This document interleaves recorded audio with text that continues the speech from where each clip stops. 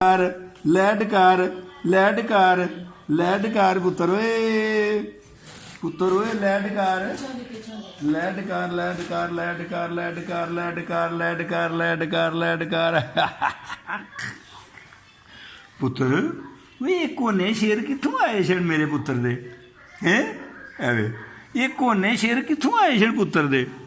ये कोना शेर एवें रात पूरी मेरे पुत्र दी ला छड़दे ने टोपी अंतकाल आउंदी नहीं बेचारा शर्म आंदी नहीं वो है देखो ना शेर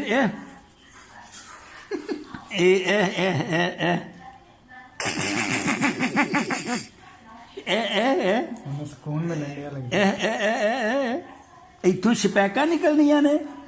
शपैका निकलने कौडू दे सिर वाला